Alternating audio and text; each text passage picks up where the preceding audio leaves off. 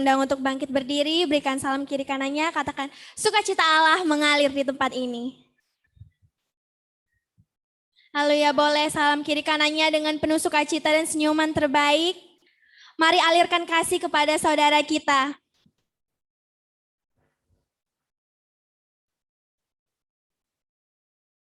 Haleluya, kami mengucapkan selamat datang kepada jemaat yang baru beribadah minggu ini. Selamat datang di ruangan Allah. Haleluya. Mari kita bersatu di dalam doa. Terima kasih Bapa kami yang baik. Kami mengucap syukur buat pagi hari yang indah ini. Pagi hari yang Engkau berikan kepada kami.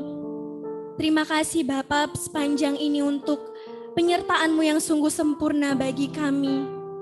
Hingga kami boleh bangun pagi hari ini dan mempersiapkan diri kami datang ke tempat ini, menyiapkan hati kami, menyampaikan kerinduan kami kepadamu Tuhan.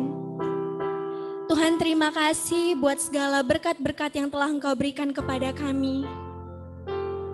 Atas segalanya yang telah Engkau berikan kepada kami, kami selalu mau mengucap syukur kepadamu Bapa. Bapa, hari ini kami sehati kepadamu datang bersama-sama saudara seiman kami di tempat ini maupun yang menyaksikan melalui Zoom. Kami datang bersama-sama untuk memuji dan menyembah-Mu Tuhan, untuk menaikkan puji-pujian kami ke tahta kudus-Mu. Bapak, kami juga berdoa untuk saudara-saudara kami yang belum bisa bergabung bersama kami saat ini, tapi kami yakin kami bersehati di dalam Kristus untuk memuji menyembah-Mu. Kami juga berkati seluruh ibadah yang ada dimanapun mereka. Kami berkati pelayan-pelayan Tuhan dimanapun mereka melayani hari Minggu ini. Biarlah kiranya semua pujian kami Engkau menerimanya dengan sukacita. Terima kasih Bapa, kami berdoa untuk ibadah kami ini. Biarlah Engkau menyertai ibadah kami ini dari awal, pertengahan hingga akhirnya. Engkau yang mencurahkan Roh Kudus-Mu bagi kami. Terima kasih Bapa, inilah doa permohonan kami. Di dalam nama Tuhan Yesus kami memulai ibadah kami. Haleluya, amin. Silakan duduk saudara. Mari siapkan hatimu untuk menyembah Tuhan. Mari arahkan matamu kepada Tuhan. Fokuskan dirimu untuk menyembah Tuhan.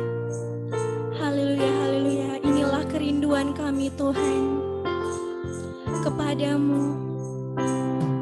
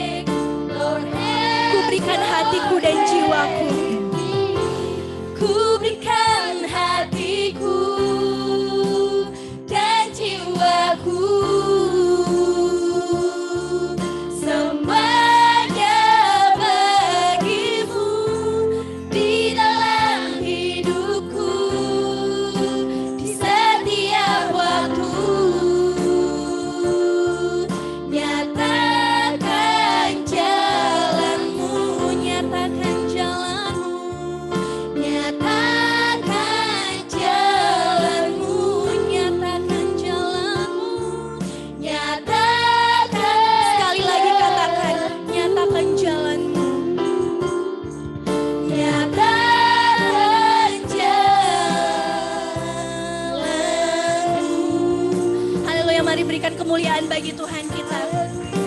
Mari sembah Dia.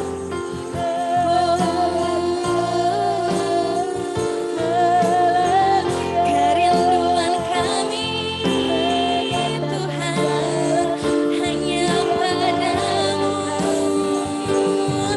seluruh jiwa kami.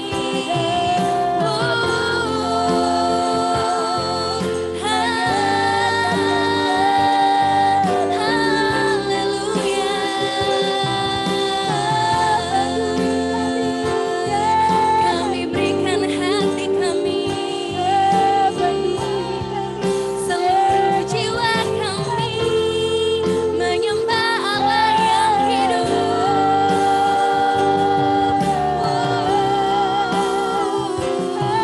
Haleluya.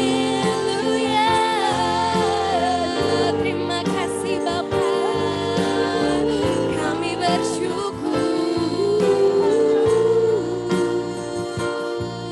Kami bersyukur.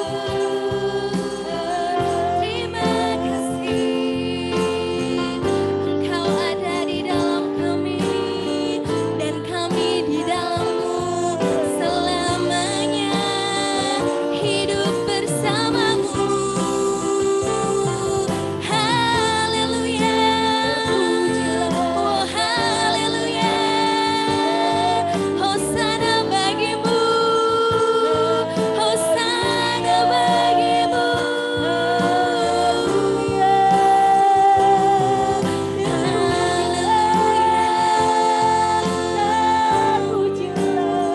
Kami bersyukur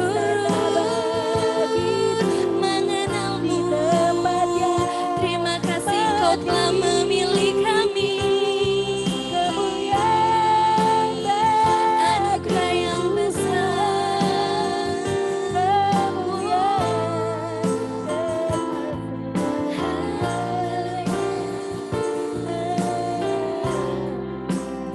Terima kasih. Kami mengucap syukur.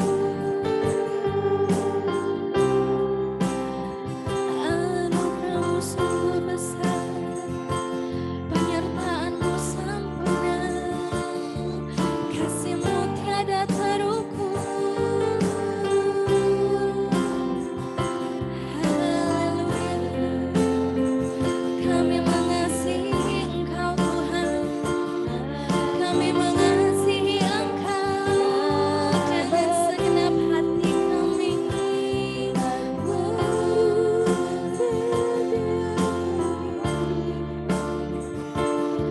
Hati kami tetap kepadamu.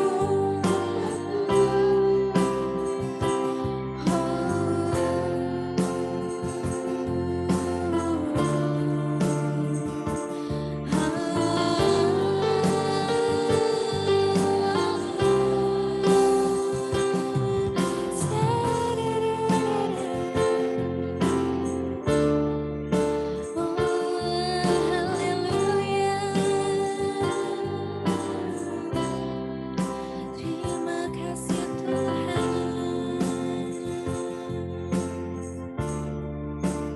Haleluya. Ya Allah, Engkaulah sumber damai sejahtera kami.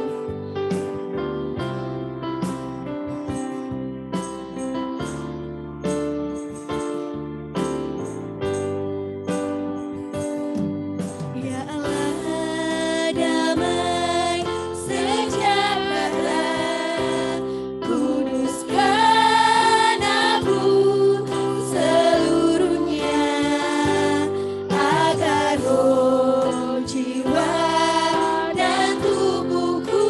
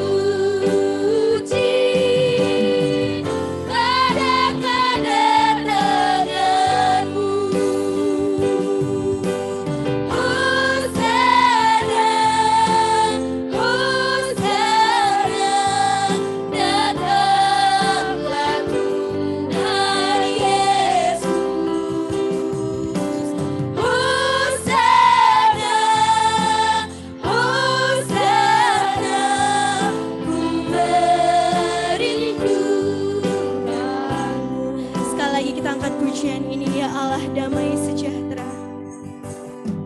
Ya Allah damai sejahtera, kuduskan aku seluruhnya, agar roh, jiwa, dan tubuhku terpelihara. Sekali lagi katakan, ya Allah damai sejahtera. Ya Allah damai sejahtera, kuduskan aku seluruhnya, agar roh, jiwa, dan tubuhku terpelihara sempurna.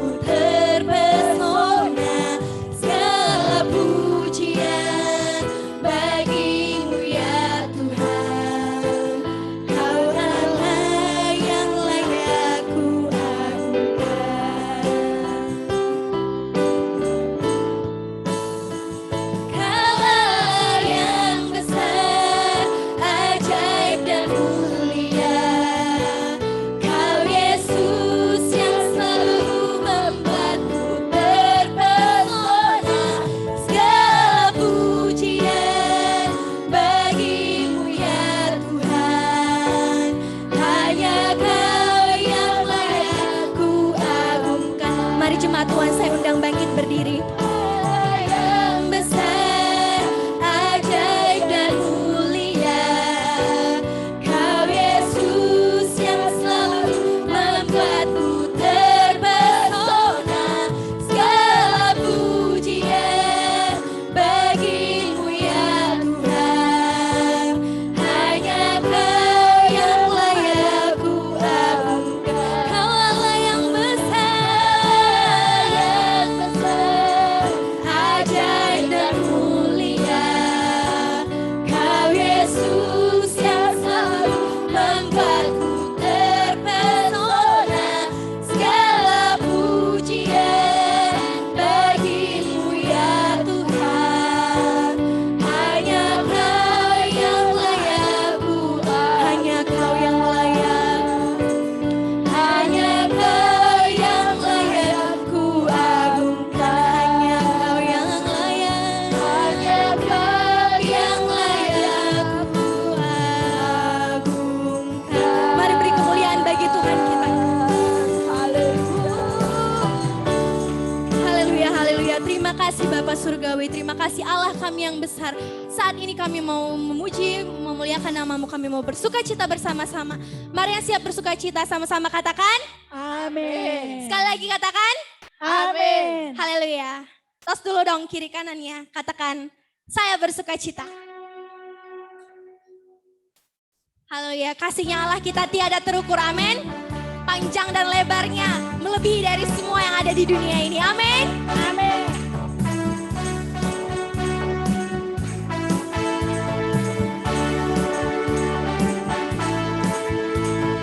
Tiada terukur besar kasih setiamu Tuhan. Panjang dan lebarnya melebihi lautan. Jauh tinggi mengatasi langit.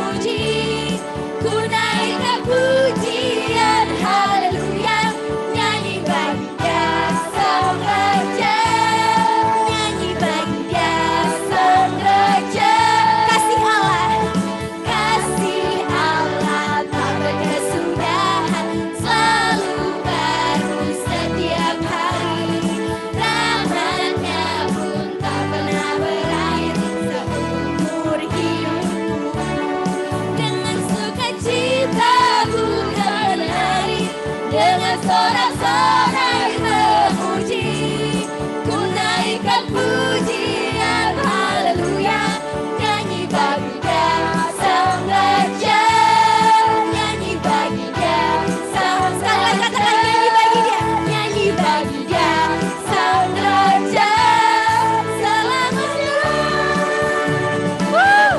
Sorakan haleluya, haleluya, haleluya. Kasih Allah tiada berkesudahan, amin. Amin. Selalu baru setiap hari, yang gak pernah sama. Amin. Amin. Haleluya, silakan duduk saudara.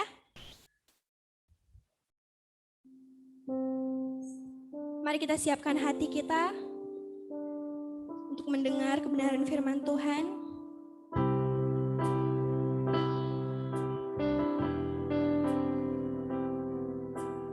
Selain Engkau ya Tuhan, tiada yang lain ada pada kami. Selamanya hanya Engkau. Haleluya, haleluya.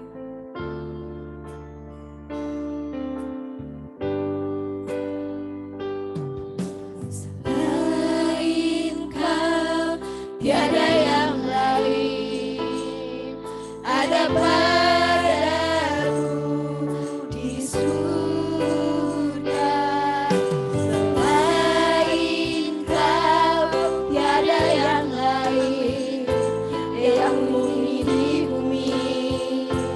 Sekali lagi kita angkat pujian ini. Selain Kau tiada yang lain. Selain Kau tiada yang lain. Haleluya.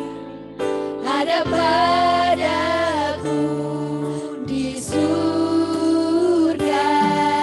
Selain Kau tiada yang lain yang ku ingini di bumi, yang ku ingini di bumi.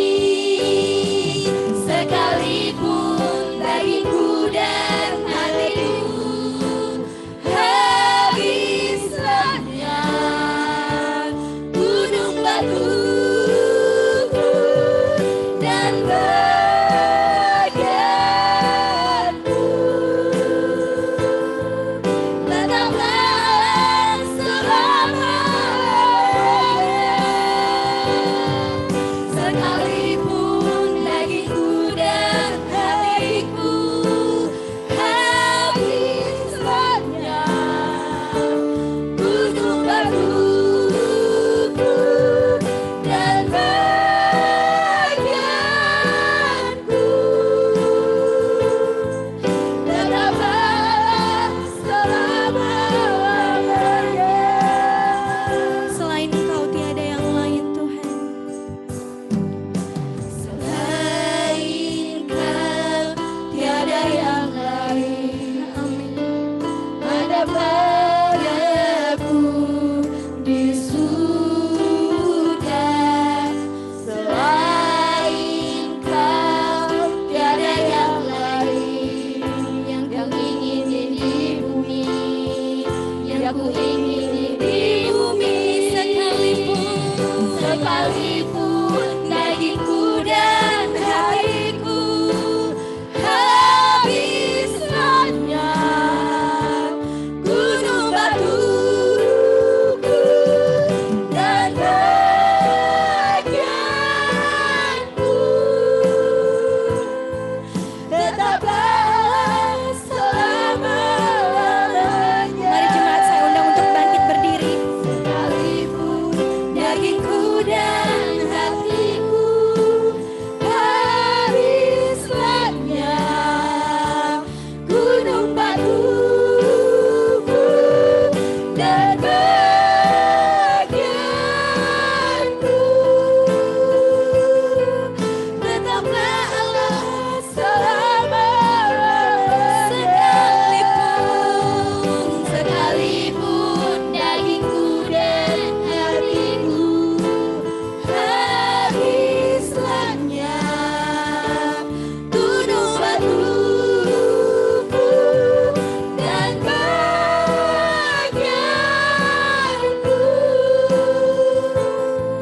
tetaplah selama-lamanya. Tetaplah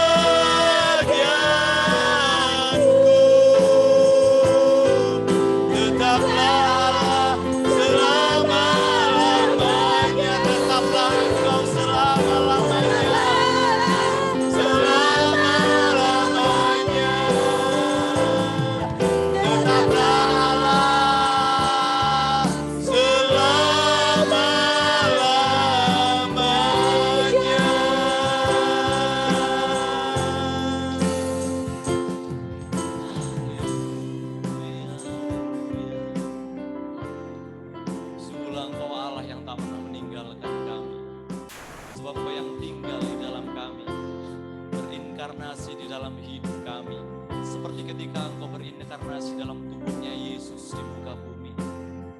Haleluya, haleluya.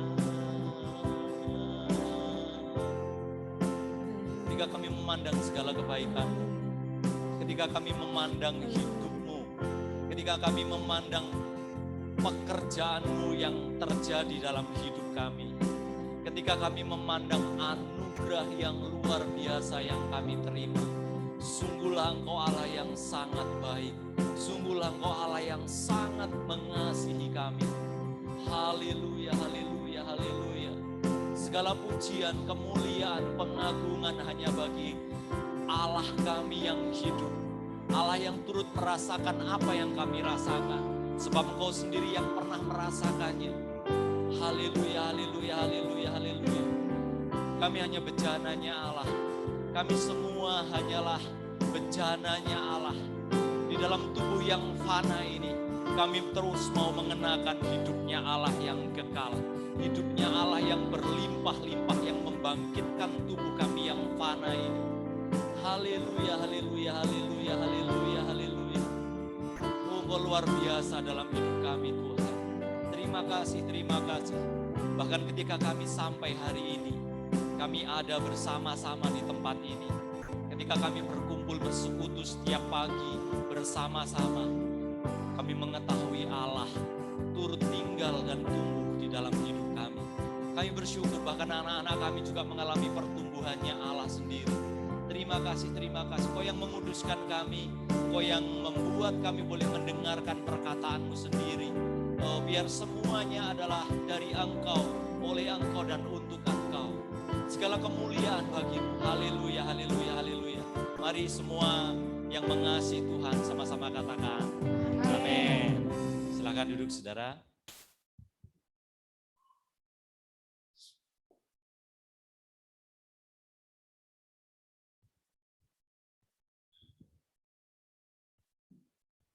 Haleluya. Shalom saudara.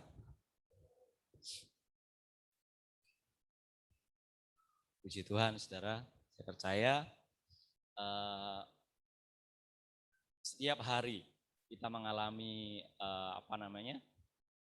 hidup yang terus bertumbuh di dalam Tuhan. Amin. Saya percaya waktu kita mengizinkan Tuhan berbicara dalam hidup kita, hidup yang tidak pernah kita punya itu ditaruhkan ke dalam kita setiap hari. Amin. Bahkan saya percaya kalau kita bersama-sama bersekutu setiap hari dari setiap pagi, saudara, kita merasakan satu makanan yang berbeda setiap hari. Bahkan tubuh kita sudah bisa menyesuaikan. Kalau biasanya pagi, saudara, dulu kalau kita mau ingat gitu ya, dari pertama kita membuka di tempat ini, saudara, itu kegiatan itu cuma satu kali saja. Dulu kalau ingat namanya DBY gitu ya, setiap hari apa dulu? Hari Rabu atau enggak salah ya, Rabu atau Jumat gitu, DBY gitu ya, doa bersama yuk gitu. Habis itu benar-benar enggak ada lagi kegiatan gitu ya, sampai benar-benar karena awalnya kan kita bosan gitu ya, kita jenuh dengan segala kegiatan yang dulu sampai padat sekali gitu ya. Tapi ternyata ada waktunya Tuhan. Saya percaya ada waktunya Tuhan untuk membuat kita berpindah dari satu tempat kepada tempat yang lain. Kalau dulu mungkin perjalanan misalnya bangsa Israel dibawa berpindah dari satu tempat tempat ini gitu ya, ada kejadian apa, kemudian wah Tuhan menegur atau Tuhan membawa satu cara pandang yang baru dari bangsa Israel terhadap Tuhan gitu ya, dikasih makanan, kemudian dikirimkan daging gitu ya. Saya percaya saudara, dalam setiap masa, dalam setiap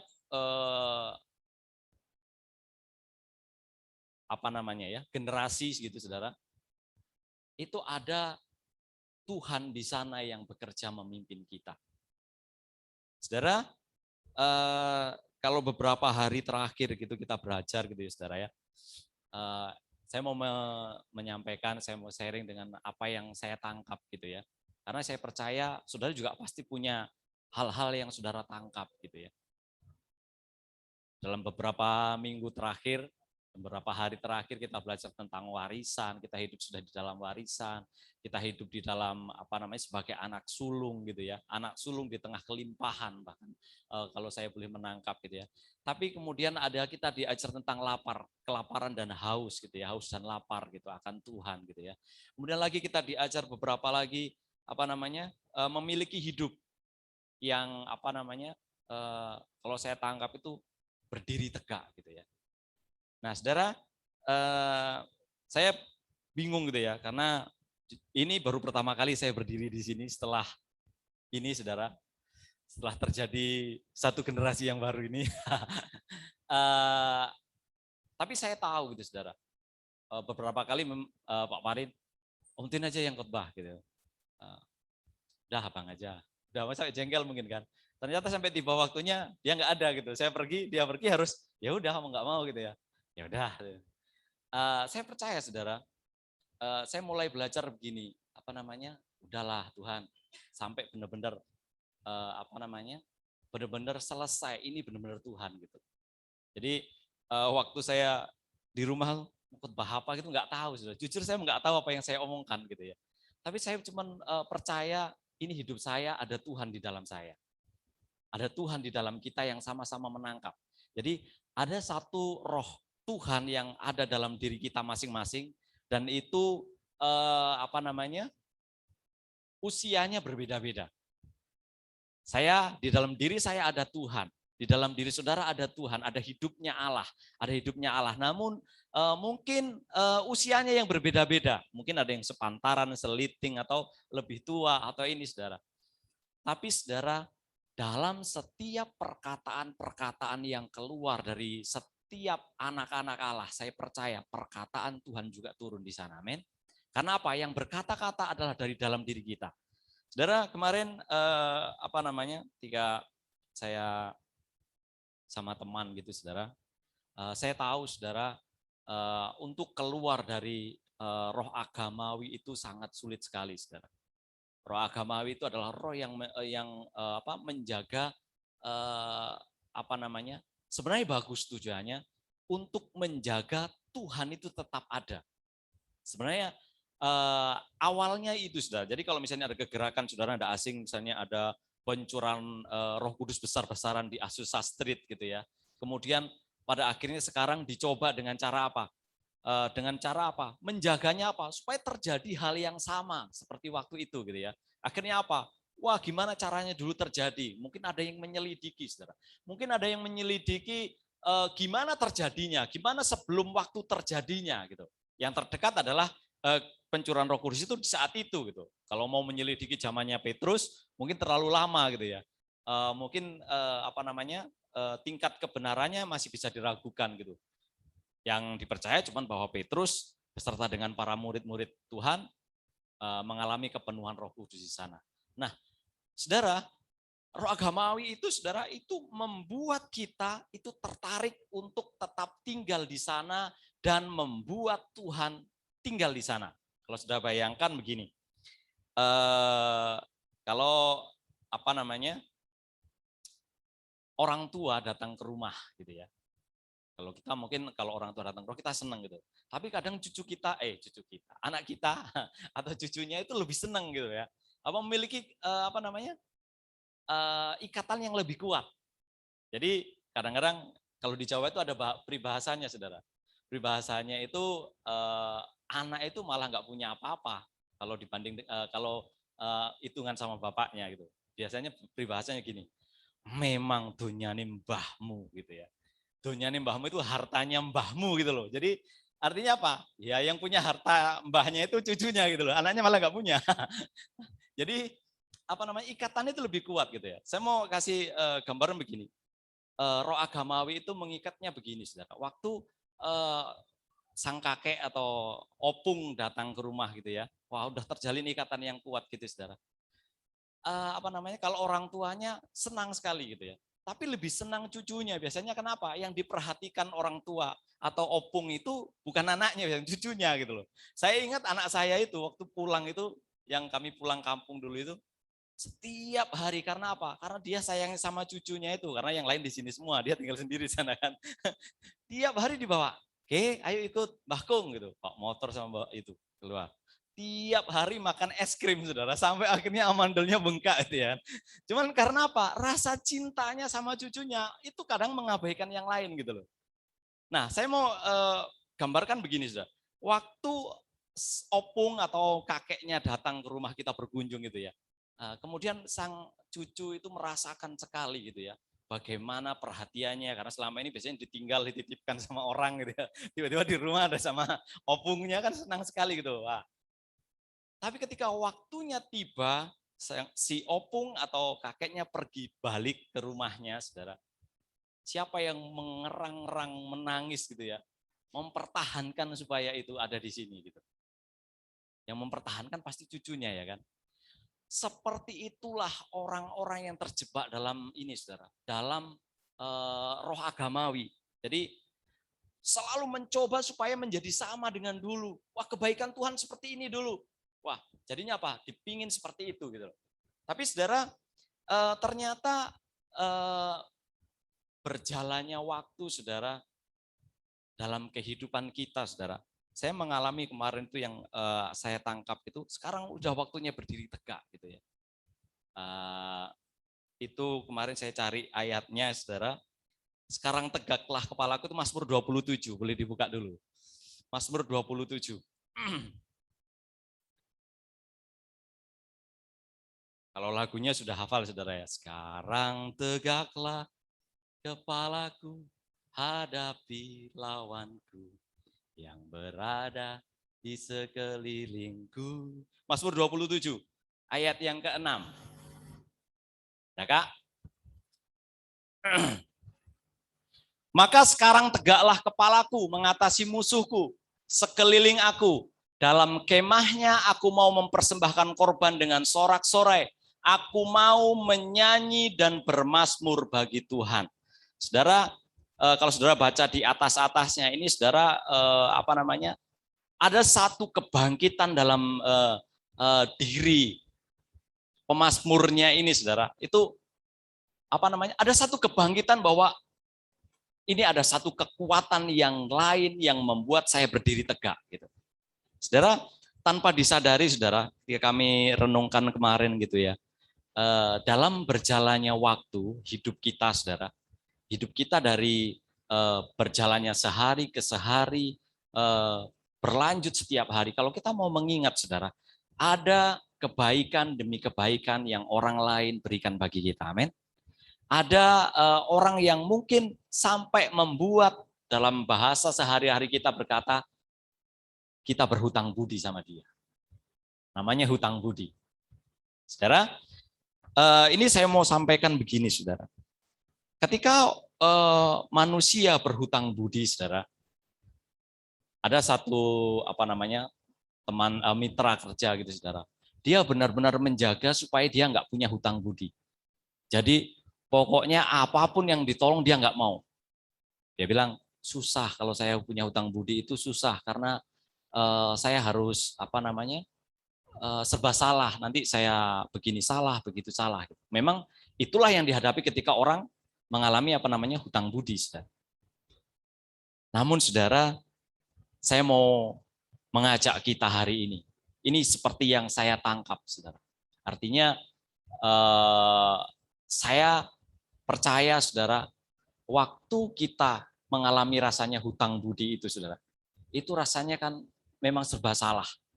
Waktu kita mau, apalagi kalau sudah yang itu hutang budi, saudara, apalagi kalau sudah yang namanya masuk ke orang yang korupsi. Makanya ketika orang sekali terjerat korupsi, kalau mau diselidiki itu pasti banyak, saudara. Itu pasti banyak. Jadi tidak hanya satu. Saya sangat yakin kalau ada satu orang atau satu pejabat yang korupsi, saudara, tidak mungkin dia cuma hanya sekali itu saja. Karena itu pasti ada rentetannya yang lain. Penyebab dari satu ini tadi, saudara. Nggak bisa. Itu kalau udah ke level yang pada masuk kejahatan, saudara. Tapi untuk sesuatu yang baik, saudara, kita mengalami hutang budi itu, saudara, waktu, aduh, nggak enak ya gitu. Nggak enak gitu ya. Atau apalagi kalau seperti orang Jawa gitu ya, terlalu sungkan gitu, orang ini serba tingkat kesungkanannya mungkin lebih lebih banyak dipendam sih masalahnya. Kalau sama orang Batak kan lebih terang-terangan gitu, enak gitu ya. Tapi kalau orang di Jawa itu biasanya karena dipendam itu jadi lebih sungkan akhirnya apa? Wah, malah gimana gitu rasanya gitu ya. Karena apa? Yang paling ditakutkan adalah orang tidak tahu berterima kasih. Kan itu tanda petik. Orang tidak tahu berterima kasih, tanda seru gitu kan. Itu kan yang paling ditakuti oleh orang yang berhutang budi. Nanti kalau saya begini, orang itu bilang kayak gitu nggak enak gitu ya. Nah, tapi begini saudara. Kalau saudara mau renungkan, saudara mau renungkan. Waktu kita menerima kebaikan orang, waktu kita menerima pertolongan dari orang gitu ya. Waktu kita memandang pertolongan itu datangnya dari orang tersebut, maka kita sedang masuk ke dalam penjara. Kita sedang masuk ke dalam jerat. Jerat apa, saudara? Jerat budi itu tadi, saudara. Nah, si budi jadi dibawa. Nah, masuk jerat budi. Jadi si budi menjerat kita gitu loh. Karena apa? Aduh, nggak enak gitu. Karena apa? Kita pandang orang yang menolong kita. Kita pandang orang yang melakukan kebaikan terhadap kita. Saya mau benar-benar saya mau membangkitkan kita. Tapi dalam artian, saudara, kita mesti tahu konteks yang benar. Nah, saudara, di sana tadi dikatakan, sekarang tegaklah kepalaku menghadapi lawan-lawanku, menghadapi musuh-musuhku. Musuh dari manusia Allah, musuh dari manusianya Tuhan, musuh dari Tuhan yang berinkarnasi dalam hidup kita apa, saudara? Bukan hanya ketakutan, bukan hanya bukan hanya peperangan, bukan hanya keadaan yang menakutkan, saudara. Musuh yang menakutkan, musuh yang paling rawan adalah kebaikan. Wah, ini biasanya orang terjerat dengan kebaikan ini, saudara. Dia terjerat, kenapa? Ini musuh. Ini musuhnya Allah. Kenapa? Ketika kita terjerat, kita tidak bisa bertumbuh, saudara, ke manusianya Allah itu, gitu. Jadi waktu kita menerima kebaikan, saya punya satu pengalaman, gitu, saudara. Saya punya pengalaman. Saya bekerja tanpa saya cari. Jadi saya diajak, gitu. Saya diajak. Dan pekerjaan itu, saudara, waktu saya diajak, saya terima saja. Saya tidak pernah, waktu teman saya telepon, bisa ikut saya kerja, gini. Padahal saya masih bekerja gitu ya.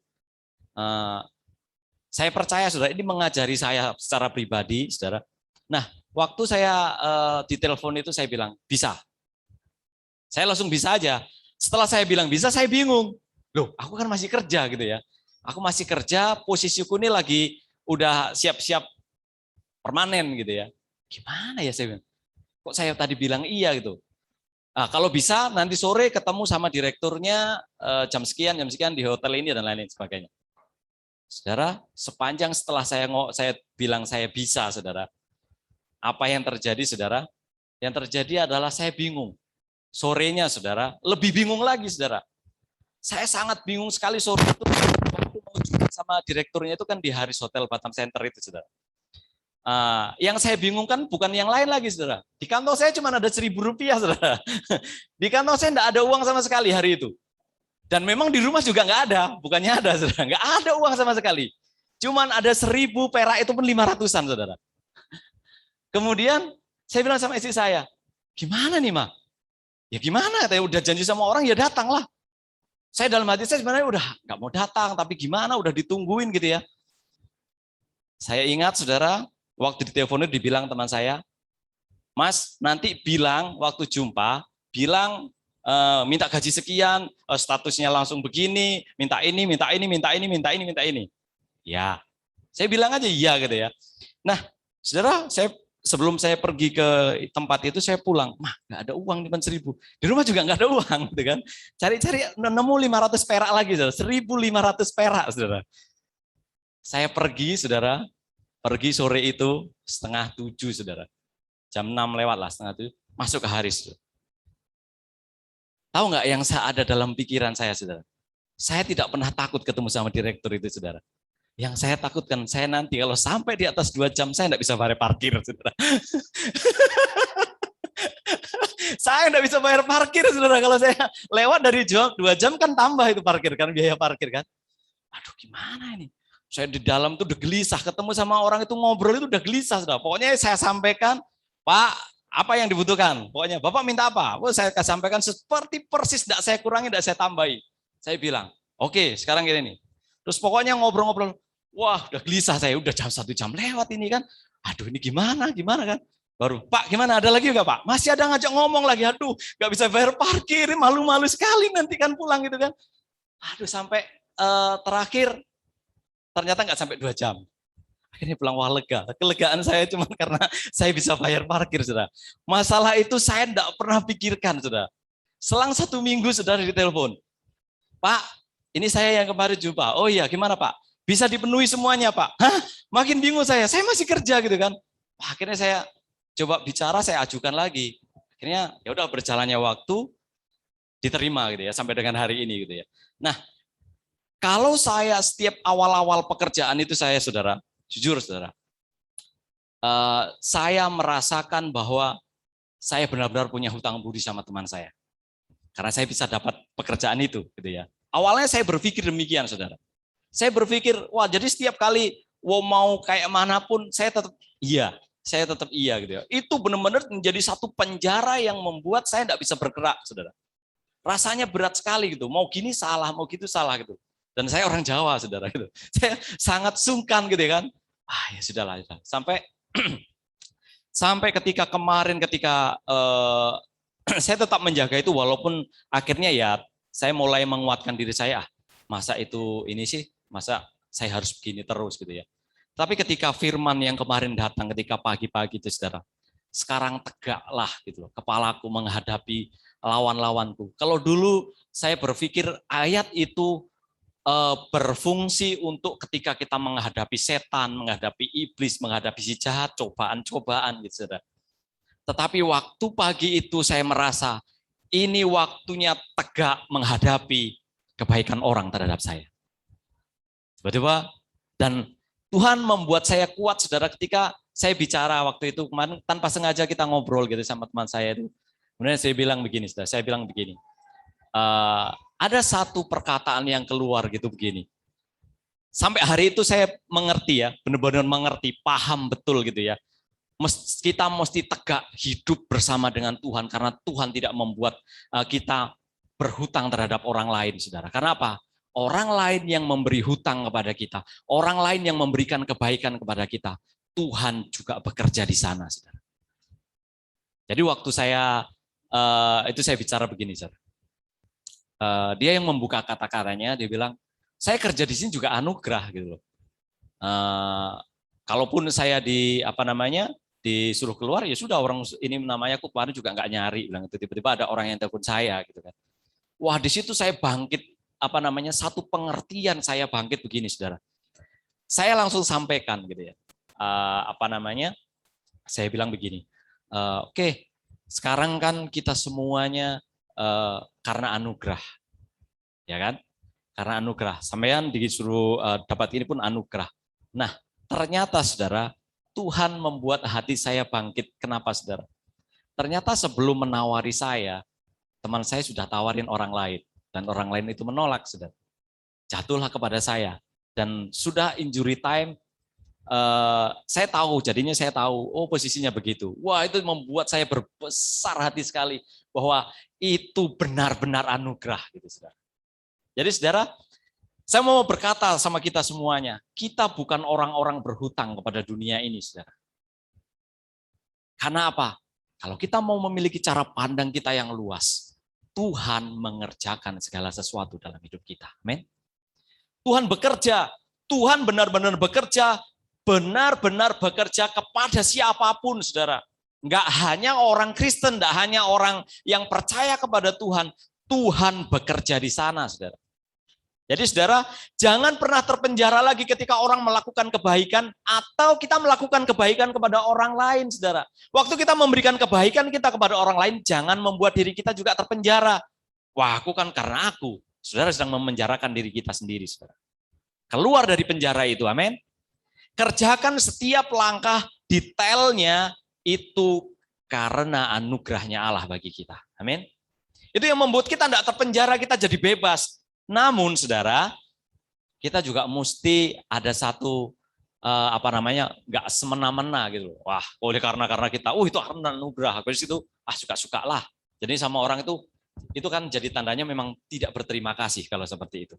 Jadi tetap saudara, koridornya dalam diri kita ada kemerdekaan. Namun ketika kita bersama dengan orang itu, kita tetap menghormati kebaikan yang diberikan melalui dia, amin. Nah, saudara yang dikasih Tuhan, waktu penjara itu menguasai kita, saudara, kita tidak bisa merdeka. Waktu penjara itu menguasai kita, itu membuat kita terkungkung.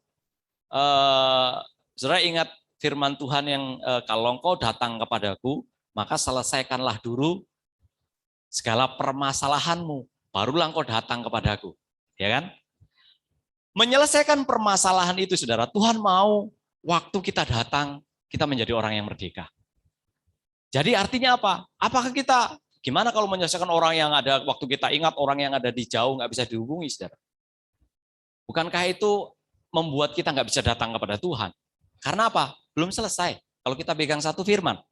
Firman katakan, wah harus selesai dulu baru datang kepadaku. Saudara, itu kembali kepada kita menyadari diri kita. Bukankah kita belajar, saudara? Kita belajar bahwa Tuhan berinkarnasi di dalam kita. Amin. Tuhan tinggal di dalam kita. Tuhan yang mengatur semua langkah-langkah kehidupan kita. Amin. Tapi saudara, waktu bertumbuhnya itu tergantung kita melihat detail pekerjaan Tuhan yang dinyatakan dalam hidup kita. Tuhan sedang melakukan apa? Tuhan sedang berada di mana? Setiap saat, saudara. Setiap saat. Bagaimana caranya Tuhan? Bagaimana? Saudara, kalau cara-cara yang dulu, saudara, kita mesti duduk, wah memuji Tuhan, kita pegang pegang gitar, duduk, wah gimana Tuhan? Tapi dengan pengertian yang baru, saudara. Dimanapun, pekerjaan sesibuk apapun, tidak akan pernah memisahkan kita dari perenungan kita dengan Tuhan. Amin. Bahkan ketika pekerjaan-pekerjaan itu datang, waktu pekerjaan-pekerjaan kita lihat datang, wah sibuk banget gitu ya, wah mungkin sampai istirahat aja nggak bisa gitu ya. Saudara, kalau dulu cara kita mesti masuk, main gitar atau nyanyi-nyanyi atau nyembah, dalam pekerjaan itu lihatlah ada Tuhan di sana. Amin. Ada Tuhan setiap kali kita berada dimanapun, saudara. Saudara, karena apa? Seperti yang kita pelajari, saudara, kita sudah tinggal dalam warisan. Kalau kemarin si sulung itu sibuk mengerjakan pekerjaan-pekerjaan saja, tidak menyadari siapa dia, saudara. Sampai pada akhirnya ada anak sulung yang kembali, yang dipestakan, saudara. Baru dia sadar, loh itu semua kok aku enggak ada ya? Kok aku enggak dibikinkan ya? Karena apa, saudara? Salah memahami Bapa, salah memahami Tuhan yang ada di dalam diri kita, saudara. Saudara, ada satu keadaan, saudara, waktu kita memiliki pengertian yang baru ini, saudara. Waktu kita memiliki pengertian ini, saudara, dengan cara yang baru kita menghadapi orang-orang di sekeliling kita dengan segala macam doktrin, dengan segala macam pengertian tentang Tuhan yang mereka mengerti gitu, saudara. Saudara akan, wah kalau dulu kan kita terpisah gitu ya. Maksudnya bahkan dulu yang paling ekstrimnya terakhir, saudara, ya kalau enggak mengenal dunia orang mati, itu rasanya kok berbeda gitu ya. Sangat berbeda. Akhirnya apa? Kita membuat batas, membuat tembok gitu ya. Di RTM kita membuat tembok. Dulu waktu berada di yang lama, saudara, kita juga membuat tembok. Dengan apa? Dengan gereja yang lain. Sebelumnya kita membuat tembok dengan apa? Wah, dulu awalnya membuat tembok supaya waktu kita berada di HKBP, waktu kita ada di GKJ atau di gereja tradisi, wah itu orang ke gereja kok tepuk-tepuk tangan gitu. Jadi memandang segala sesuatu bergereja itu ada satu tembok yang memisahkan. Belum lagi waktu kita berinteraksi dengan orang-orang yang tidak kenal Tuhan.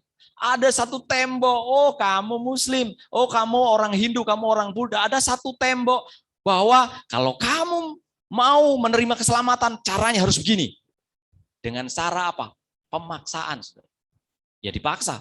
Walaupun itu kita menyampaikannya dengan halus gitu ya. Wah harus terima Tuhan gini. Saudara, waktu kemarin saya bicara dengan teman gitu tentang agama gitu ya. Itu terasa sekali bagaimana Tuhan mengajari gitu ya. Bagaimana Tuhan mulai benar-benar gimana caranya Tuhan dulu menghadapi. Bayangkan dulu saudara, bukankah sebelum waktu Tuhan Yesus datang, saudara, itu sudah banyak kepercayaan-kepercayaan, saudara. Jadi sudah ada seperti agama Yahudi, orang Yahudi. Terus itu sudah ada agama-agama yang lain. Jadi dulu bukan kita seperti yang cuman yang dilawan dengan orang Farisi saja. Enggak, saudara. Ada orang-orang lain juga. Jadi memang fokusnya ketika kita baca dalam Alkitab seringkali yang dimunculkan adalah orang-orang Yahudi, ahli-ahli agama, ahli-ahli Taurat gitu ya, orang-orang Taurat gitu ya. Tapi di sana sebenarnya juga ada aliran-aliran kepercayaan yang lain selain itu, saudara. Tuhan sudah ada di sana dan bagaimana Tuhan menghadapi itu semua, saudara. Apakah dia berkata, oh ini benar, ini salah? Enggak, saudara. Dia membawa semuanya ke dalam hidupnya, saudara. Dia membawa semuanya ke dalam hidupnya oleh karena apa? Hidupnya sudah merdeka. Dia bebas gitu, saudara. Dia tidak terikat dengan satu agama, satu ini. Tidak ada, saudara. Karena apa? Makanya dia bisa bilang bahwa semuanya harus melalui dia. Karena apa? Dialah yang membawa kita kepada kemerdekaan itu. Nah, jadi saudara, saya diajar begini, saudara. Waktu sama teman saya gitu ya, wah itu begitu kuat gitu ya memegang agama gitu ya, dengan doktrin-doktrinnya, dengan akhirnya membuat satu keadaan orang tidak bisa kemana-mana selain harus dari situ gitu. Orang tidak bisa mengenal Tuhan jadinya kalau dengan cara seperti itu. Kenapa? Untuk mengenal Tuhan harus seperti itu. Bukankah seperti itu yang kita ajarkan? Bukanlah seperti itu. Kalau apalagi dulu, kalau orang tidak masuk Kristen, dia nggak bakalan selamat, ya kan? Nah, terus yang lebih kalau perlu kita tanya sebenarnya, orang tidak bisa selamat kalau tidak mengaku Tuhan Yesus. Amin. Orang tidak bisa selamat kalau tidak berkata, mengundang Tuhan Yesus masuk ke dalam hidup kita sebagai Tuhan dan Raja. Memang di dalam Alkitab ada dikatakan, saudara, barang siapa mengaku dengan mulutnya dan percaya kepada dia, maka dia akan beroleh keselamatan. Tapi itu dikurung oleh agama, saudara. Dikurung oleh kekristenan, saudara. Sehingga apa? Hanya orang Kristen yang bisa masuk surga dengan cara mengucapkan, aku mengundang engkau masuk ke dalam hidupku sebagai Tuhan dan Raja di dalam hidupku. Saudara, waktu saya waktu di gereja Jawa, saudara ya. Dulu kan gereja saya Jawa, GKJW gitu, tradisional. Kemudian waktu saudara sudah tahu ceritanya, kalau di kuliah saya gerilya gerejanya gitu. Nah, setelah pokoknya semua gereja saya ikuti gitu ya.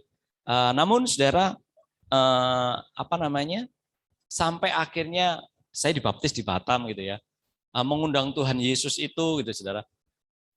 Satu proses hanya berubah dari gereja tradisional ke gereja karismatik. Dan saya mengenal yang namanya mengundang Tuhan Yesus masuk ke dalam hidup saya. Nah, sekarang yang menjadi pertanyaan, bagaimana dengan orang-orang yang bergereja yang tidak kenal perkataan ini, saudara? Apakah mereka tidak masuk surga? Bukankah kita punya kesempatan yang sama masuk, saudara? Karena apa, saudara? Karena Tuhan mati untuk dunia ini. Tuhan mati untuk semua orang, saudara. Terkadang kita saya kemarin sebenarnya sangat terkejut, saudara, ketika teman saya bilang, loh, jadi kalau seperti kami, ada sisi baiknya, saudara, ketika kita bersama-sama gitu ya. Terus kalau dari kami nggak mengenal itu gimana? Apakah kami nggak masuk surga? Wah, dalam hati saya, betapa piciknya kita, saudara. Hanya harus dengan syarat itu supaya orang masuk surga. Tapi bukankah kita melihat banyak orang yang mengaku Tuhan Yesus, masuklah ke dalam hatiku jadi Tuhan dan Raja di dalam hidup. Tapi kelakuannya setelah itu, saudara.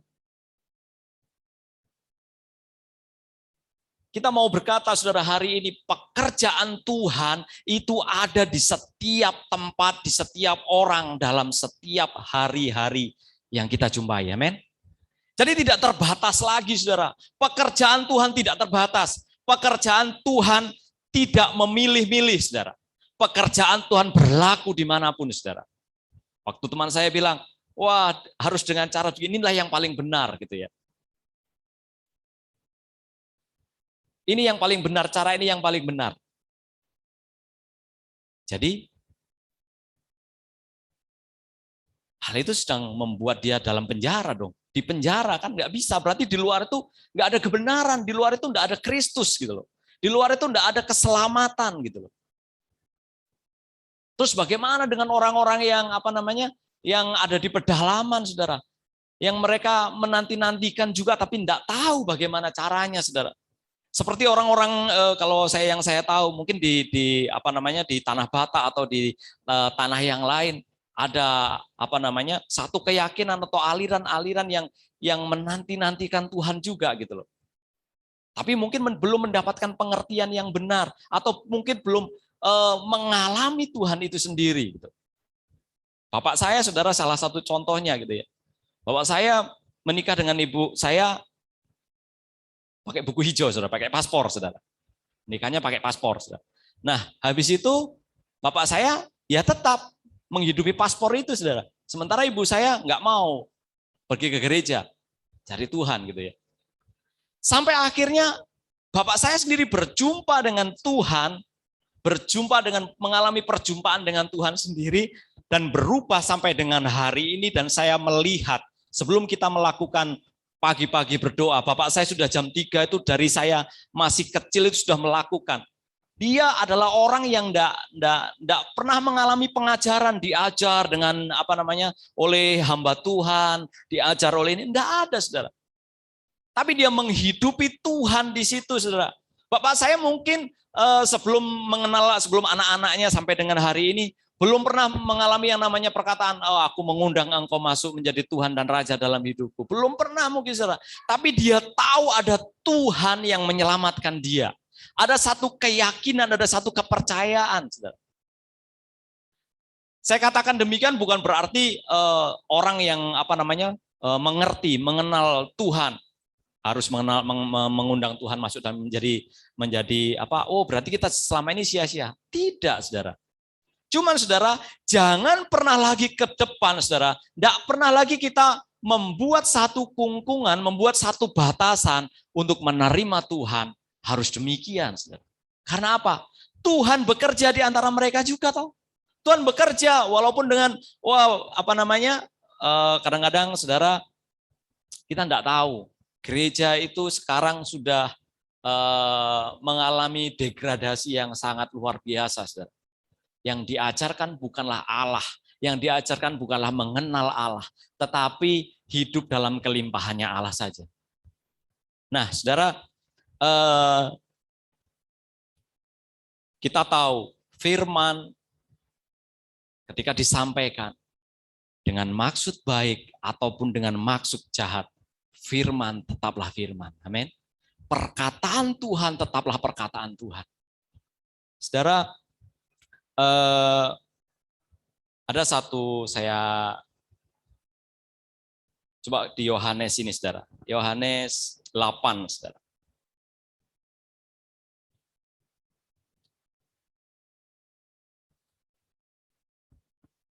Oh, sebelum ke situ ke Roma 8 dulu.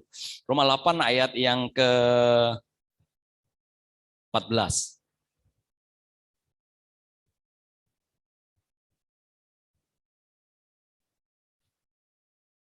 Oh, dari ayat yang ke-11 ya. Saya baca. Dan jika roh Dia yang telah membangkitkan Yesus dari antara orang mati diam di dalam kamu, maka Ia yang telah membangkitkan Kristus Yesus dari antara orang mati akan menghidupkan juga tubuhmu yang fana itu oleh rohnya yang diam di dalam kamu. Coba saudara renungkan perkataan ini, saudara. Saya ulangi, saudara. Jika roh Dia yang telah membangkitkan Yesus Kristus dari antara orang mati diam di dalam kamu, maka Ia yang telah membangkitkan Kristus Yesus dari antara orang mati akan menghidupkan juga tubuhmu yang fana itu oleh rohnya yang diam di dalam kamu. Saudara mengerti maksudnya? Tubuh kita yang fana, tubuh kita yang mati sebenarnya. Sekarang kalau enggak ada rohnya Allah, kira-kira kita hidup enggak? Mati. Roh Dia yang membangkitkan Yesus itu yang membangkitkan tubuh kita, mengalami gairah yang luar biasa, mencari Tuhan. Waktu kita selaras dengan Tuhan, menyelaraskan pikiran manusia kita bahwa oh, ini ada kesadaran, roh Allah lah yang membangkitkan aku. Itu yang membuat kita memiliki gairah, saudara. Ada semangatnya Allah gitu loh. Semangatnya Allah sama semangatnya manusia beda, saudara.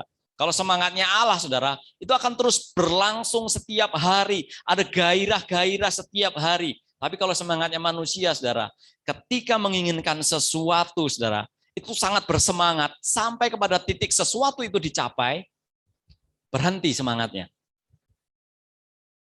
Seberapa banyak orang yang memiliki keinginan yang kuat, memiliki sesuatu. Akhirnya apa? Berjuang mati-matian. Berjuang mati-matian. Saya ingat teman saya cerita gitu, zaman dulu tuh, masih zaman Bahola.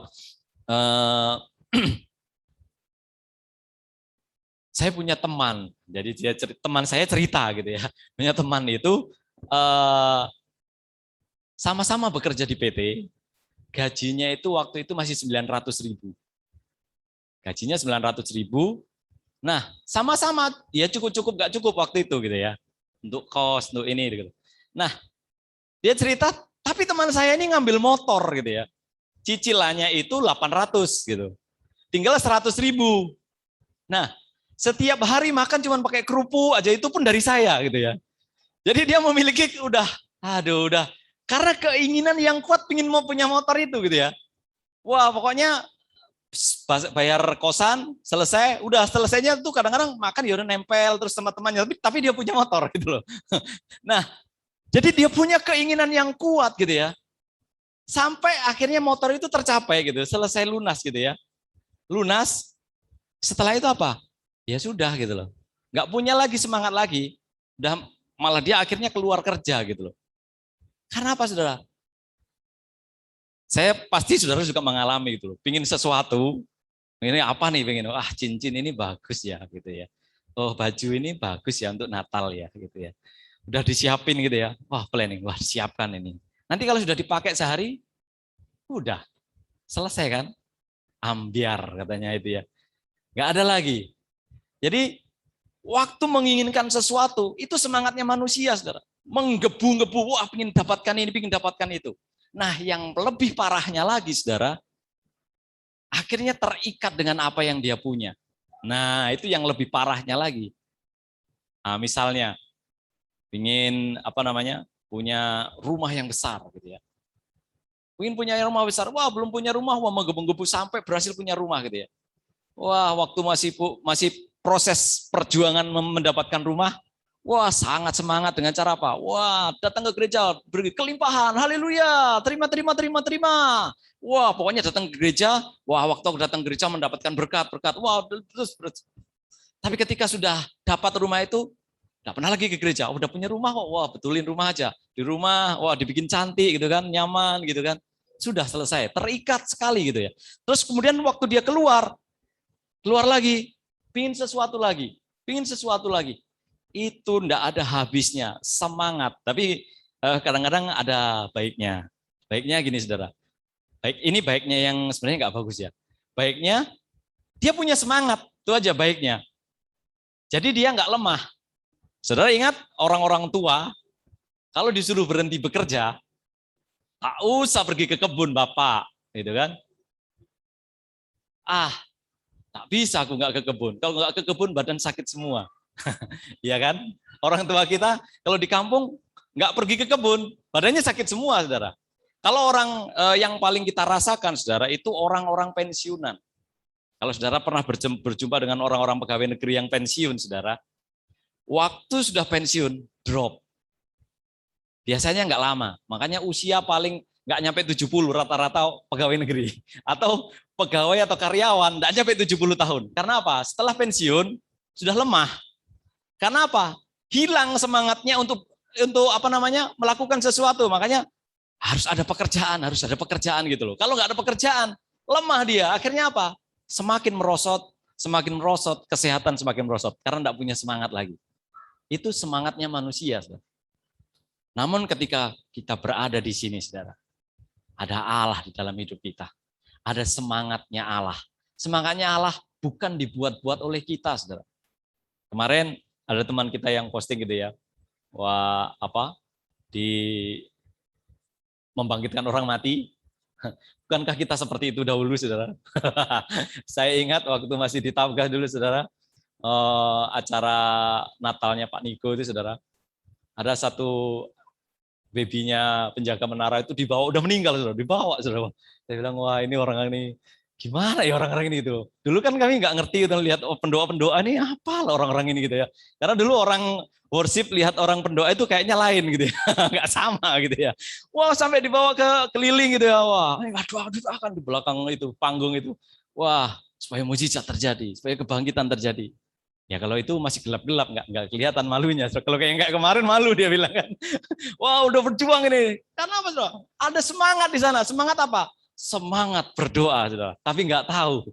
Itu semangat manusia, saudara. Semangat yang dibangkit-bangkitkan, saudara. Tapi kalau kita benar-benar tahu waktunya Tuhan, benar-benar kita tahu waktu kapan kita bicara, apa yang mau kita bicarakan, waktu kita bersikap, Tuhan mengerjakannya dengan tepat. Amin. Waktu kita berkata-kata seperti kemarin, berkata-kata dengan teman saya gitu ya. Saya percaya kalau bukan Tuhan itu pasti terjadi pertengkaran gitu ya. Karena itu sangat menyinggung gitu ya.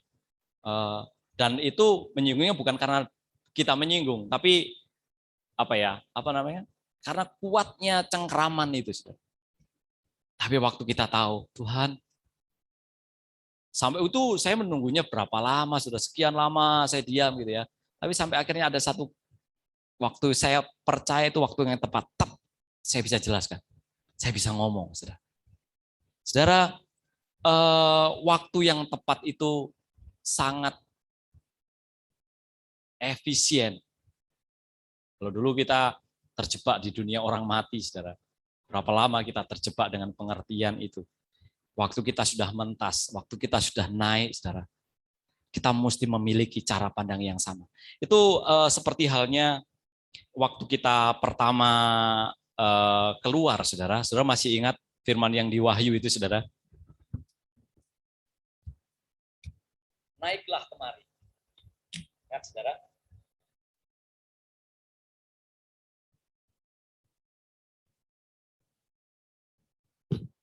Naiklah kemari, maka aku akan memberitahukan hal-hal yang belum pernah kamu lihat. Saudara sekarang sedang berada di atas. Kita semua berada di atas. Kalau kita tidak mau seperti yang disampaikan oleh gembala kita, saudara, kita sedang ditarik naik ke tahtanya, saudara. Jadi, kalau kita berada di bawah, kita akan terus dihakimi. Kita akan mengalami penghakiman demi penghakiman. Tapi waktu kita naik bersama dengan Dia, kenapa kita menjadi merasa dihakimi, saudara? Karena masih ada daging di sini, saudara. masih ada keinginan, masih ada yang perlu dibongkar dari hidup kita, dari manusia lama kita, hal-hal yang sampai yang tersembunyi sekalipun. Kalau kita tidak memiliki kesadaran, saudara, kalau kita tidak memiliki kesadaran bahwa enggak, posisiku enggak di sini, posisiku harus naik setara dengan Allah. Bukankah dia yang menarik kita, mengangkat kita, dikatakan. Dia yang mengangkat kita naik menjadi sama dengan posisinya dia. Kita belajar juga, tersembunyi bersama dengan Kristus di hadapan Allah. Artinya apa? Ya kita diam bersama dengan dia, amin. Dia ada di dalam kita, kita di dalam dia. Sehingga perkataan-perkataan yang keluar adalah perkataannya dia, sehingga hidup kita ini tersembunyi secara otomatis, saudara. Naiklah kemari, aku akan memberitahukan hal-hal yang tersembunyi, saudara. Jadi semuanya berproses, semuanya kita berproses, saudara. Bukan artinya yang satu lebih daripada yang lain, tidak, saudara. Prosesnya berbeda-beda, saudara. Kalau saya punya proses yang lain, saudara punya proses yang lain. Nah, disinilah, saudara, terkadang satu, kita tidak menghormati proses yang lain. Yang kedua, terkadang apa? Kita tidak menyadari yang lain sedang diproses. Yang keempat, terkadang kita yang diproses merasa lebih kecil daripada orang lain. Jadi, saudara, waktu kita menghadapi proses demi proses, demi proses, demi proses, saudara, mari kita lihat Allah dan kita lihat orang-orang, keluarga yang ada di sekeliling kita, saudara, teman-teman yang ada di sekeliling kita, saudara. Saya percaya, saudara, dengan hal yang demikian, dengan bahwa kita memiliki kesadaran yang tinggi itu, saudara, kita akan tahu, oh Tuhan, kita akan menghargai anugerah Allah itu. Ayat yang ke-12. Jadi saudara-saudara, kita adalah orang berhutang, tetapi bukan kepada daging, supaya hidup menurut daging. Di penjelasan yang lain sudah disampaikan oleh Pak Gembala. Tapi saya menangkap yang baru yang seperti saya sampaikan tadi, saudara. Kita bukan orang-orang berhutang. Kalau saya tadi ceritakan hutang budi, kita bukan orang-orang berhutang budi kepada orang di sekeliling kita. Tetapi bukan kepada daging. Nah, jadi kita adalah orang berhutang tetapi bukan kepada daging. Kita berhutangnya kepada Allah untuk terus terpenjara di dalam Allah. Bahasanya begitu, saudara. Kalau berhutang kepada daging, yang saya tadi bilang, kita terpenjara, saudara. Terpenjara berhutang budi, berhutang kebaikan orang. Terpenjara, saudara. Akhirnya apa? Kita tidak mampu untuk dipenjarakan oleh Allah gitu. Kita mesti merelakan, memiliki kerelaan dipenjara oleh Allah. Amin. Seperti Paulus bilang kan, sebagai tawanan roh. Jadi dalam prosesnya setiap hari ini kesadaran yang perlu kita bangkitkan, saudara. Sehingga kita bisa berjalan tegak, kita menghadap dengan Tuhan. Benar aku menghadap kepada Allah yang hidup.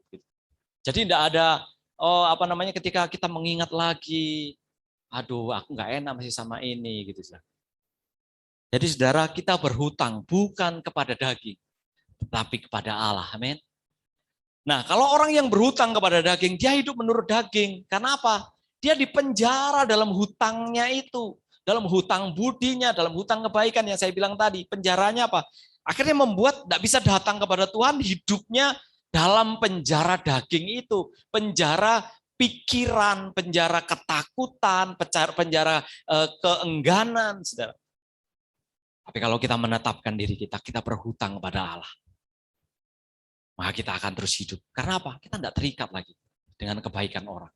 Walaupun kita tetap menghormati, orang A itu memberikan kebaikan. Tapi kita mesti sadari bahwa Tuhan yang menggerakkan itu untuk memelihara kita. Amin. Jadi saudara, di dalam hati kita bisa menetapkan, kita bukan orang berhutang kepada daging. Kita berhutang kepada Allah setiap hari. Sehingga kita apa? Mesti berada di dalam penjaranya Allah setiap hari. Saya bicara penjara itu, kita selalu diam di dalam Dia setiap hari. Bukan berada di luar. Jadi tidak ada lagi paksaan waktu kita mau datang kepada Tuhan. Tidak ada lagi, aduh terpaksa sekali saya datang. Dulu saudara, saya mengerti ini, saudara, waktu awal kita Pak Parlin mulai ini kondisi yang pertama mau sampai terjadi beberapa di antara kita berpisah gitu, saudara. Saya baru menyadari, saudara. Mungkin saya nggak tahu, tapi saya baru menyadari, saudara. Karena waktu itu memang saya menerima inputan gitu, ada sampai kata-kata gitu yang bilang, Bapak ini enggak tahu berterima kasih. Saya pun waktu itu memang ya saya tahu Pak Parin, wah dengan sangat bahasanya dia itu apa? Strictly. Bahasanya Pak Parin yang strictly. Dengan strictly gitu kan. Wah, perkataannya sangat tajam. Dang dung dang dung dang dung. Memang seolah-olah sepertinya kok enggak tahu berterima kasih gitu ya. Wah. Itu itu sampai muncul sampai beberapa orang berkata begitu. Waduh, saya bilang, aduh, tunggulah, nggak seperti itulah. Saya kenal nggak seperti itu, tapi ya memang kenyataannya cara bicaranya Pak Palin kan sangat tajam gitu ya waktu awal-awal itu. Wah, saya cuma bilang, aduh, sampai saya mengerti ini. Mungkin kalau waktu itu ini saya mengerti dengan ini, saya bisa jawab, saudara. Karena kita bukan orang-orang berhutang kepada dunia ini.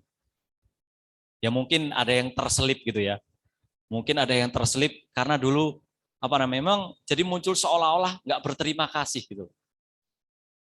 Tapi saudara, kalau kita mengerti kita berada di sini, saudara, kita bukan orang-orang berhutang kepada dunia ini, bukan berhutang kepada orang-orang, nggak berhutang kepada daging. Kita berhutang kepada Allah, saudara. Kita akan mengerti. Oh, begini ternyata. Bagaimana kita melangkah, saudara. Strictly. Pak Balin, strictly. Bahasanya Pak D kan begitu. Sangat tegas gitu. Tapi saudara, saya percaya ada waktunya Tuhan kita mengalami pemulihan bersama-sama. Saya sangat percaya, saudara. Karena apa? Dalam perjalanan demi perjalanan, kita menghormati apa yang Tuhan lakukan terhadap teman-teman kita. Itu juga menghormati teman-teman kita. Mungkin saat ini nggak bisa bergabung, tapi saya percaya ada waktunya Tuhan memulihkan segalanya. Saya ingat kalau dulu di Tabgah gitu, wah mau jumpa itu rasanya susah gitu ya. Kalau saya sih nggak terlalu ya, mungkin yang seperti Pak Palin, Bu Yayu, teman-teman yang lain, wah rasanya mungkin terjadi benar-benar satu benteng gitu ya. Kalau saya justru mereka mau datang sama kami, tapi mereka takut gitu ya. Jadi kalau mengajak ngopi itu diam-diam gitu ya. Nah, terjadi benteng, terjadi pemisahan. Tetapi pada akhirnya dalam perjalanan waktu, tetaplah Tuhan bekerja di antara kita. Men, saudara. Nah, satu hal lagi, saudara. Nah, biar tidak terlewat, saudara.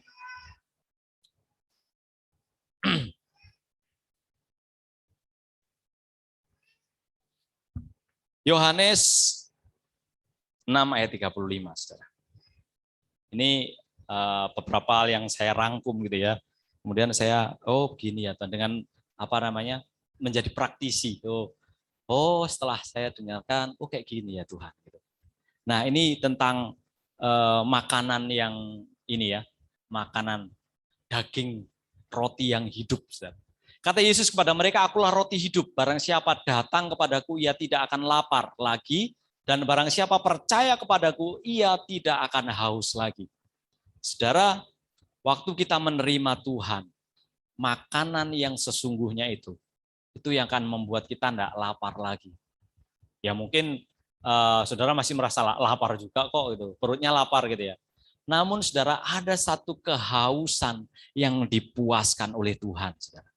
Ada satu kelaparan yang dikenyangkan oleh Tuhan, perkataan Tuhan, yang dari dalam ini, saudara. Bukankah banyak orang kaya yang tidak punya itu, saudara? Tidak pernah merasa puas, saudara. Banyak orang kaya yang bisa membeli kesenangan, tapi tidak bisa membeli kebahagiaan, saudara. Saudara, saya sangat ingat gitu perkataan emak saya, saudara. Saya itu dari kecil, kami keluarga itu diajarin dari kecil puasa. Jadi kalau orang Jawa itu ada puasa weton. Jadi puasa weton itu pasaran, waktu lahir gitu ya, zaman dulu, saudara. kan nggak ngerti kan. Ya udah diajarin orang tua. Jadi kalau misalnya saya lahirnya hari Sabtu Pahing gitu kan, Sabtu Pahing, sebelum Pahing itu kan Pon Wage Kliwon Legi Pahing, Pon Wage Kliwon Legi, nah Legi kan, nah Legi sebelum Pahing Legi, nah itu Jumat Legi berarti hari Jumat Legi itu Jumat Legi itu sore itu saya sudah mandi, disuruh mandi, habis main bola gitu mandi makan, nanti jam 6 tet berdoa, nah, start doa, nggak makan saudara, itu tidur. Kalau saya dulu tidur itu pokoknya harus sampai larut malam, biasanya tidur jam 8 ya jam 10 lah gitu. Kalau sanggup jam 12 gitu. Besok itu nggak makan sampai besok jam 6 gitu ya. 24 jam puasanya. Itu diajarin gitu. Bukannya kami nggak punya makanan, enggak. Ada gitu ya makanan. Walaupun tiwul gitu ya ada. Jadi tetap diajarin supaya apa? Tahu caranya menderita, bahasanya bapak saya.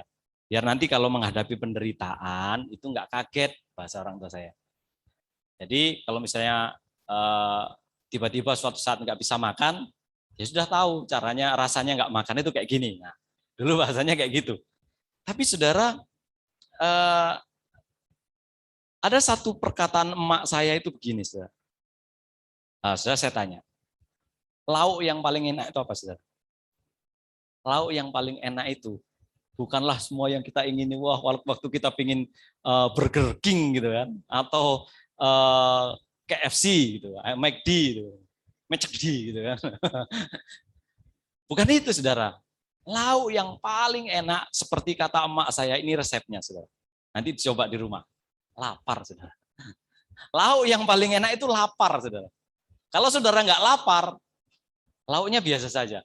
Tapi kalau habis mangula, saudara, habis bertani, saudara, badan udah haus itu kan, wah, tiba-tiba datang rantang itu dulu kan. Rantang itu dalang, oh makan. Bawa pohon kopi bersihkan dulu, patong pohon pisang, duduk. Wah, itu lezatnya minta ampun, saudara. Kenapa? Lapar, saudara. Saya itu selalu saya ingat, bahkan sampai sekarang gitu, saudara. Kalau waktunya puasa itu, apalagi dulu gitu ya. Waktu puasa itu kan saya Jumat malam. Hari Sabtu itu kok selalu ada makanan enak-enak gitu ya. Kok pas nggak puasa nggak ada gitu loh. Lagi pas puasa kok ada gitu kan. Waduh, ini gimana ya? Tiap kali puasa pasti ada makanan enak. Terus lagi yang bikin berat saya, tanggal kelahiran saya ini, hari kelahiran saya. Hari Sabtu kan saya sudah mengalami penderitaan waktu sekolah, saudara. Karena saya kan kos gitu ya. Kuliah kos gitu. Jadi kalau udah hari Kamis itu saya bilang sama saudara, hari Kamis itu malam cari makan malam, grill ya ke gereja-gereja yang ada nasinya. Habis ibadah tengok ada enggak di situ, di samping itu ada mejanya enggak? Kalau ada mejanya, oh masuk kita. Duduk di situ ibadah, pulang makan, selesai, lepas satu hari gitu kan. Tinggal besok hari Jumat gitu ya. Hari Jumat, hari Sabtu kan libur, Jumat sore udah pulang gitu ya. Nyampe di rumah udah kadang pulangnya hari Sabtu pagi. Pulang Sabtu pagi udah masuk puasa, saudara, bayangin. Sudahlah dipuasa mulai hari Kamis, ini hari Sabtu puasa lagi, saudara. Nyampe rumah, lihat, waduh mak saya masak, aduh enak kali gitu kan. Aduh gimana harus nunggu lagi sampai jam 6 gitu, saudara. Saudara, saya benar-benar mengerti kalau saudara udah diartikan haus dan lapar akan Tuhan, saudara. Mesti kita lapar betul-betul, saudara. Buanglah segala keinginan kita sampai kita hanya memiliki kelaparan dengan Tuhan. Amin. Haleluya. Puji Tuhan, saudara. Itu yang bisa saya bagikan. Saya percaya semuanya kita memiliki pengalaman demi pengalaman. Biasanya kalau Pak D habis baik ini kan masih ada 10-30 menit lagi lah. Baik, saudara. Nah, kita akan akhiri, itu masih tunggu lagi. Gitu. Saudara, saya percaya pelayanan kita ke depan sudah Tuhan persiapkan. Tuhan sudah mempersiapkannya, saudara. Jadi, saudara, kita sebagai tubuh Kristus yang bersama-sama mengolah makanannya Allah.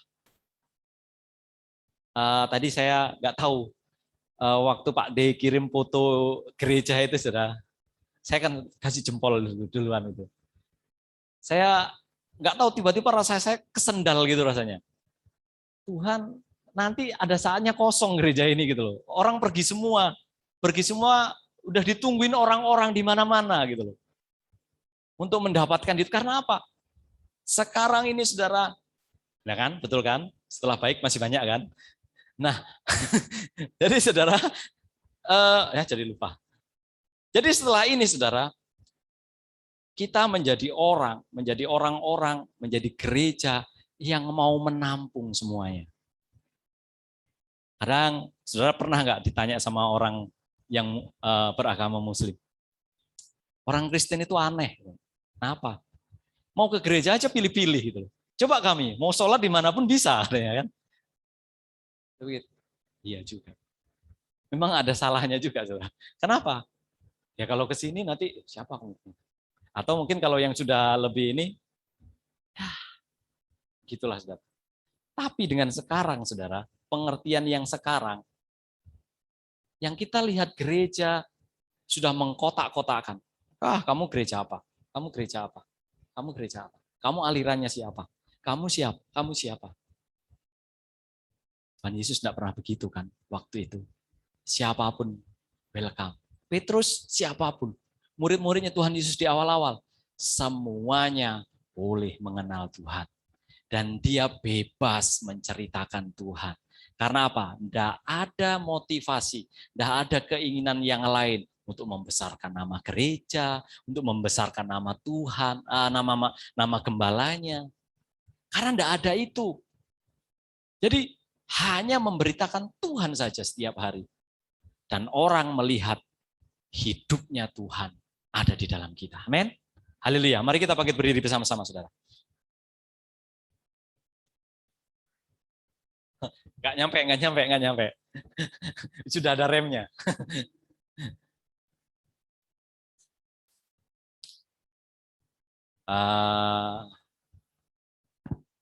Mari kita pujikan satu lagu dulu, saudara. Singer boleh naik. Kala ku cari damai.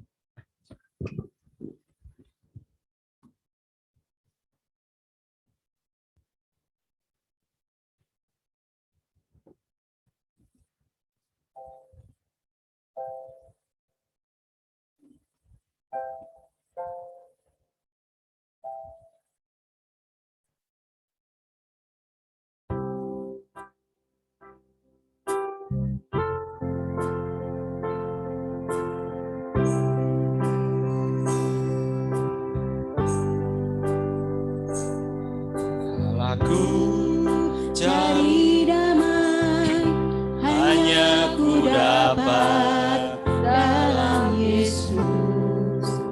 Kalau ku cari ketenangan, hanya temui di dalam Yesus.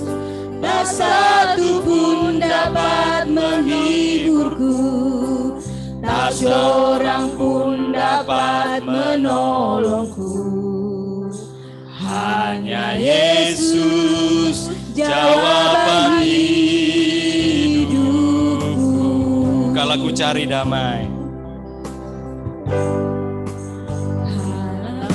Ku cari damai, hanya ku dapat dalam Yesus. Kalau ku cari ketenangan, hanya ku temui di dalam Yesus. Tak satu pun dapat menghiburku, tak seorang pun dapat menolongku. Hanya Yesus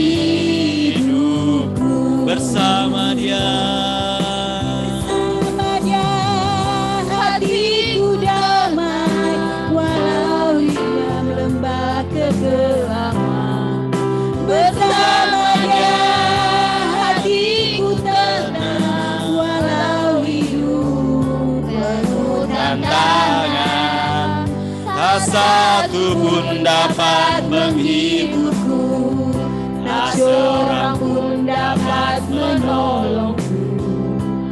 Hanya Yesus jawaban hidupku.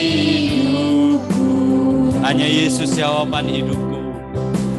Hanya Yesus jawaban hidupku.